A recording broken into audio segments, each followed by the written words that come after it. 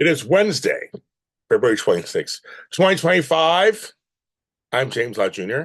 The super organizers, the SOS show with James Lott Jr. We are in our 10th season, heading towards my anniversary show later in the year. If you're first time person coming to this, hi, nice to meet you. Am I what you think an organizer would look like? I don't know. But I can tell you I'm very unique in the business.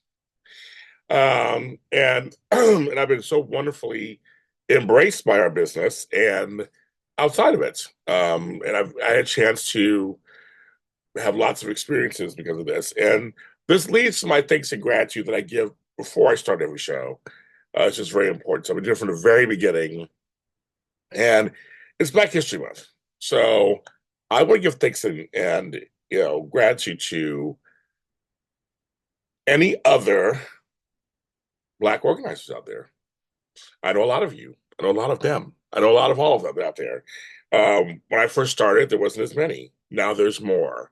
And it's an organization about it. NABRO. They have their own, the National Association for Black Professional Organizers. I'm so happy that they're in existence. I'm so glad to see there's more organizers out there of color. Period. And just because it's Black History Month, I'm just proud to see more Black organizers out there. Because organizing doesn't have any color, doesn't have color. And I also want to thank actually the women who were not Black, but there were women who started this kind of industry back in the 80s.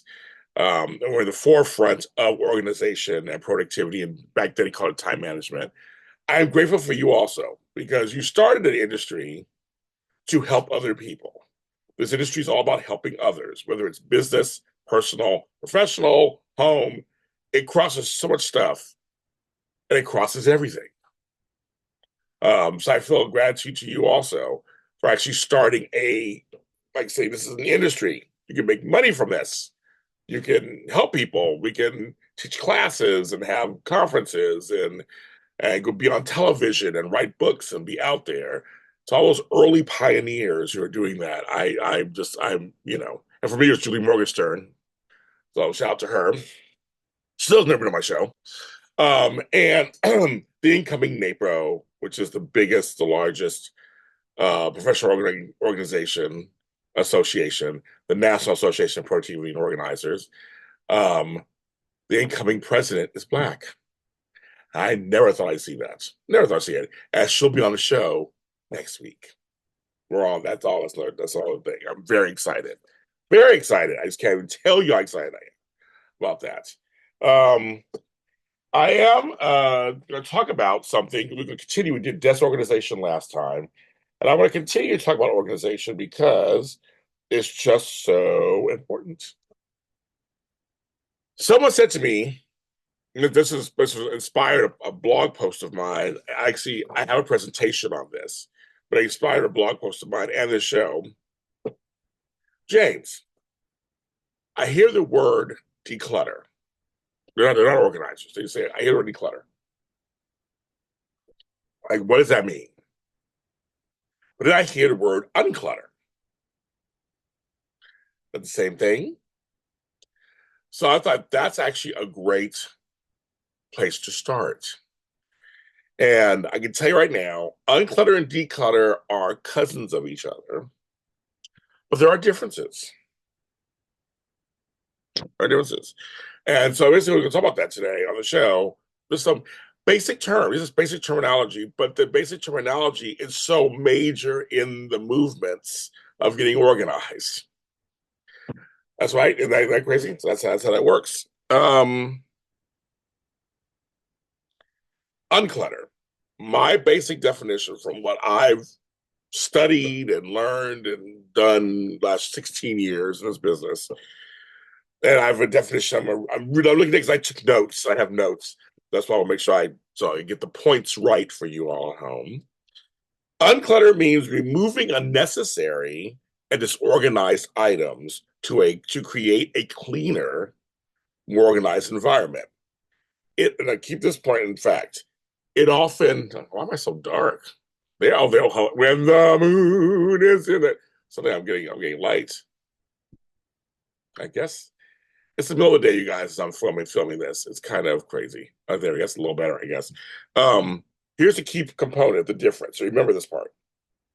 It often focuses on the act of reorganizing and tidying up, cleaning up. If you have to reorder stuff of what you have, it's the act, very much of that. It's like you're undoing the clutter. You're undoing. Um, the key things could be shifting items that make space function better, moving things around. For me, it's repurposing and upcycling, taking something, going, let's see. I'm trying to think if I have anything sitting right here. I'm so organized. I don't think I have anything sitting right here. Oh, perfect. I had milk in this jar. Now it's a change thing. I put change in here. You can't really see it, but I put change in here now. That's a kind of a repurposing of an item that's I had sitting here. I love the glass bottle, and I didn't want to throw it out. And it's nice. It's decorative too. But actually, I'm using it for a function. I save change, so I throw change in there. There's something there. Organizing and storing belongings neatly. Um, let's say uncluttering can be thought of as like the spring cleaning we do in March, or after the holidays, like a spring cleaning. It's kind of tidying up. Now, something to remember also: when you unclutter, doesn't mean you're throwing away. Doesn't always mean that. So that's something just keep in mind. Now, declutter, because I had to write this down here. Declutter means making decisions about what is truly necessary and removing. See, I told you one that's, discarding, donations, or selling items that no longer serve a purpose or bring value. Its key component is actively reducing the number of possessions. So is to unclutter, and declutter is to declutter, meaning to take things out. There's too much. Unclutter is I still have room for this stuff, but it's all mess all over the place. Let me find a way to make it neater and tidier and have it here in this one little section. Declutter is I have 20 of these, get rid of 19.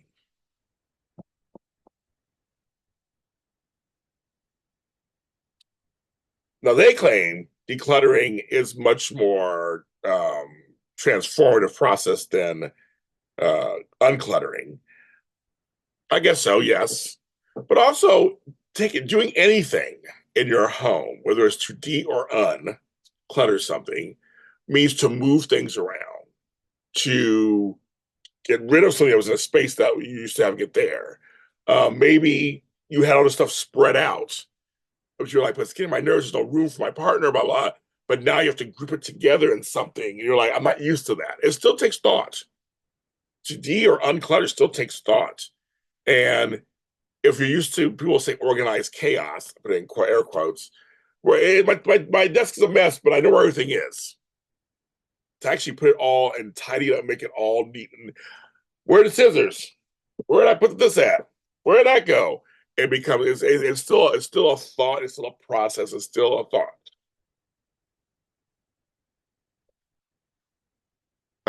Decluttering, of course, one of the major, when I said things don't serve a purpose anymore, people immediately think of Marie Kondo and her tidying up and KonMari method, which I've had on the show before, I talk about that.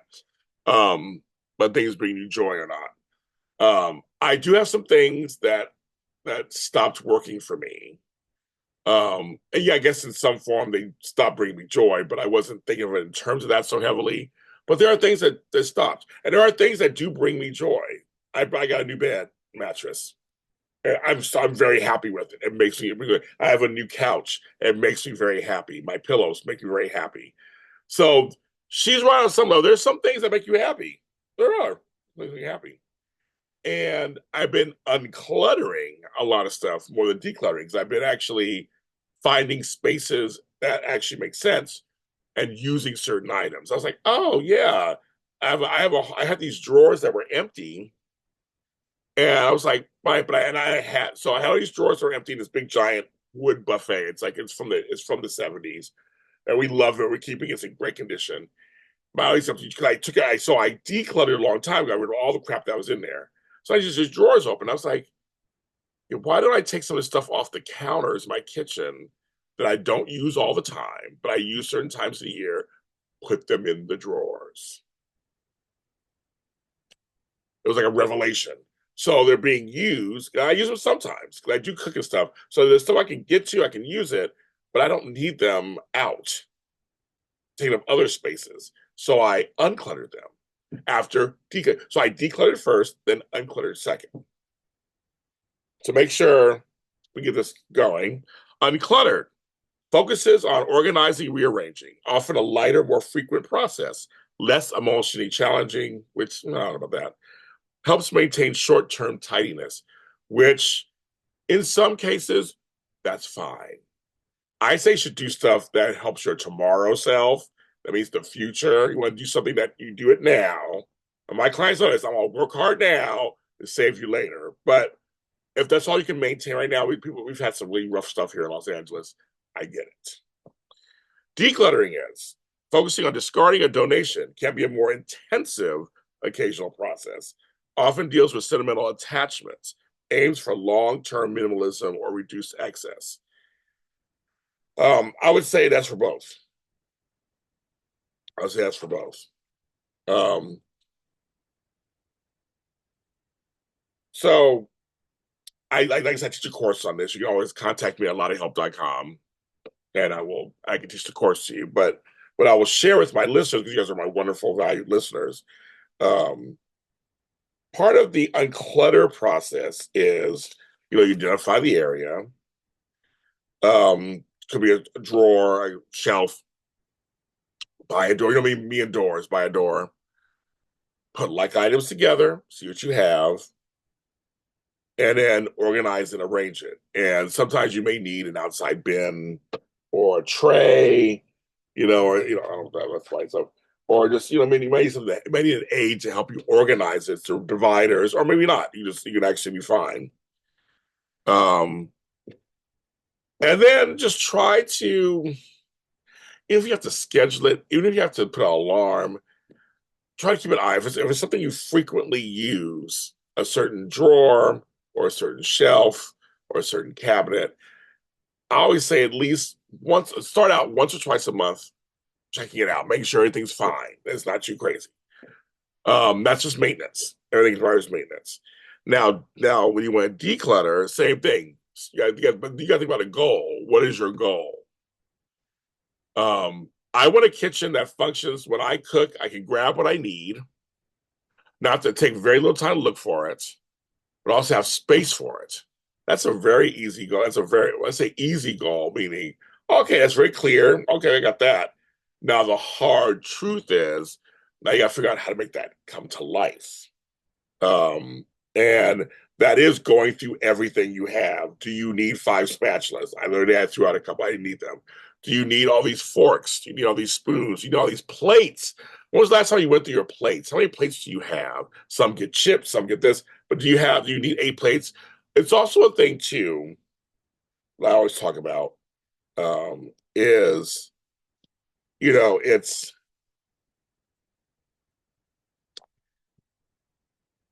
life changes. Life changes all the time, right? And what was needed 10 years ago may not be needed now. Maybe you were married, maybe the kids were at home. Now you're by yourself. And when, it's about downsizing in general, just like, oh, do I need this huge house? Nobody's here anymore, or whatever, or do I need this new apartment? When you're down, it's the same thing with your uncluttered, decluttered situation. Are you cooking less? Are you cooking more? Is there distribution in the kitchen? Is your mobility different?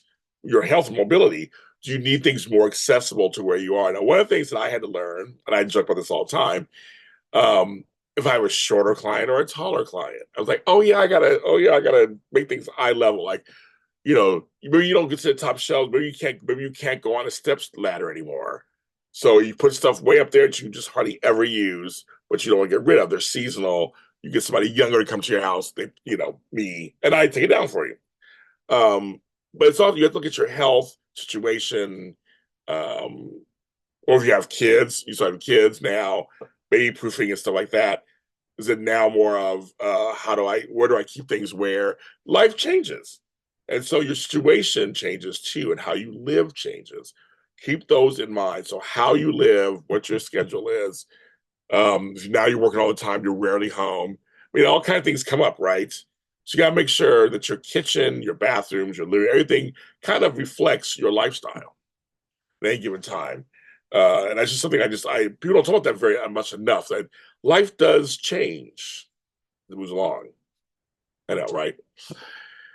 That's your lessons for today. Thank you for this nice little episode. Like I said, next week I have a great guest. I'm so excited to have her on. We'll talk more about why. I'm not going to tell you who it is until I said she's going to be coming income resident. But you may know who she is by me just saying that. But we'll have a great show next week talking about that. And I guess we continue my 10th season of doing the show. And it's also my anniversary as just a host, period. Not my anniversary of the show, my anniversary as a host. I started hosting videos and podcasts in 2015, this week, 2015, when I joined AfterBuzz TV. And when I was at AfterBuzz TV, I was there for 6 years, and I did over 808 hours of programming. I created all these shows. I am just flabbergasted I've continued. I'm still here. It's a wonderful thing. And I think all of you at home or at work, wherever you are, who watch and or listen to these shows, especially this one. This one's 10 years old also. I have a couple of shows that turning 10 this year, and this is one of them, and I can't believe it. I'm still here. I'm still here. Good times. I mean, look, celebrated. We survived pandemics, epidemics. I've survived personal tragedies, health issues, Bell's palsy. Like, a lot has gone in 10 years, and you guys have been here with me this whole time. So thank you, or new people. But either way, thank you so much. The gratitude goes to you also for supporting the show. And I have no signs of stopping. I have more to say in this space. I am not done. Check out, I have articles all over the place, from homes and gardens to apartment therapy to, I'm gonna start posting them on my website, lotthelp.com. I just haven't done that yet because I was just busy dealing with a roof that collapsed. So here in LA, I was dealing with that. But I have all kinds of stuff coming up this year that I'm working on. And if you want to hire me for a speaking engagement, I'm a keynote speaker. I've done it many times. I can talk about any subject you want to talk about in terms of organization, a space, a self-care space. I'm also a certified divorce coach, life coach. I can talk all kinds of stuff. Organization. Contact me and let's talk. I love to go anywhere. It's so much fun. I'm James Lott Jr., super organizer. We'll talk to you next time.